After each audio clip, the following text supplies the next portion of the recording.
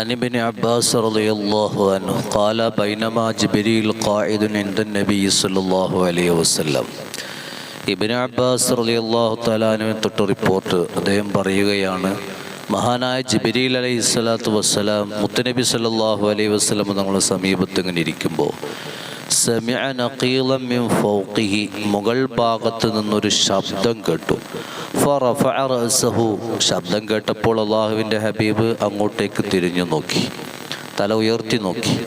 ഫഖാല, അപ്പോൾ ജിബ്രീൽ അലൈഹിസ്സലാത്തു വസ്സലാം പറഞ്ഞു, നബിയെ, ആ ശബ്ദം ഹാദാ ബാബും മിനസ് സമാഇ ഫുതിഹൽ യൗം, ആകാശത്തിൽ നിന്ന് ഒരു കവാടം തുറക്കപ്പെട്ടതിൻ്റെ ശബ്ദമാണ് നബിയെ നിങ്ങൾ കേട്ടത്.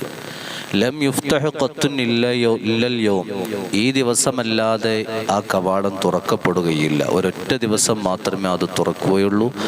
അത് ഇന്നാണ് തുറന്നത്, ഇനി അതൊരിക്കലും തുറക്കുകയുമില്ല, അതിനി അടച്ചു കളയും. ആ തുറക്കപ്പെട്ട കവാടം തുറക്കപ്പെട്ടതിൻ്റെ ശബ്ദമാണ് നബിയെ നിങ്ങൾ കേട്ടത്. ഫനസല മിൻഹു മലക്കുൻ, ആ കവാടത്തിലൂടെ ഒരു മലക്ക് ഇറങ്ങി വന്നു. ഫഖാല ജിബ്രീൽ അലൈഹിസ്സലാത്തു വസ്സലാം, ജിബ്രീൽ അലൈഹിസ്സലാത്തു വസ്സലാം നബി തങ്ങളോട് പറഞ്ഞു, ഹാദാ മലക്കുൻ നസല ഇലൽ അർളി ലം യൻസിൽ ഖത്തുൻ ഇല്ലൽ യൗം, ഈ കവാടത്തിലൂടെ ഒരു മലക്ക് മാത്രമേ ഇറങ്ങുകയുള്ളൂ, ഇതിലൂടെ ഇനി മറ്റൊരു മലക്കും ഇറങ്ങുകയില്ല. ഈ കവാടം ഇനി ഒരിക്കലും തുറക്കപ്പെടുകയുമില്ല. അങ്ങനെയുള്ളൊരു മലക്കാണ് ഈ കവാടത്തിലൂടെ കടന്നു വന്നിട്ടുള്ളത്.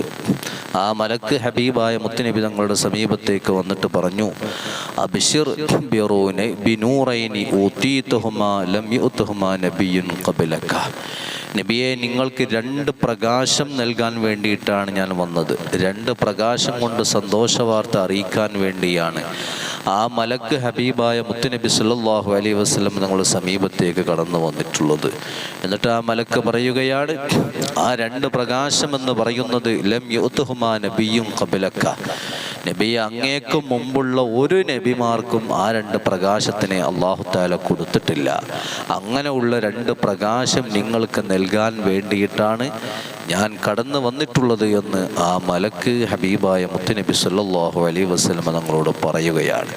ഏതാണ് ആ 2 പ്രകാശം സഹോദരങ്ങളെ? ഇനി ഒരിക്കലും തുറക്കപ്പെടാത്ത കവാടം, ഇനി ഒരിക്കലും ആ കവാടത്തിലൂടെ ഈ മലക്ക് വരികയുമില്ല. അങ്ങനെ ഉള്ളൊരു കവാടത്തിലൂടെ കടന്നു വന്ന ഈ മലക്ക് മുത്തുനബി സല്ലല്ലാഹു അലൈഹി വസല്ലം തങ്ങൾക്ക് 2 പ്രകാശം കൊടുത്തു. അതിൽ ഒരു പ്രകാശം ഫാത്തിഹത്തുൽ കിതാബ്, പരിശുദ്ധമായ ഖുർആൻ ഷരീഫിലെ നാം എല്ലാ ദിവസവും ഓതുന്ന സൂറത്തുൽ ഫാത്തിഹയും, രണ്ടാമത്തേത് ഖവാത്തിമു സൂറത്തുൽ ബഖറ, സൂറത്തുൽ ബഖറയുടെ അവസാനത്തെ ആയത്തുൽ കുർസിയുമാകുന്നു എന്ന് നബി മുഹമ്മദ്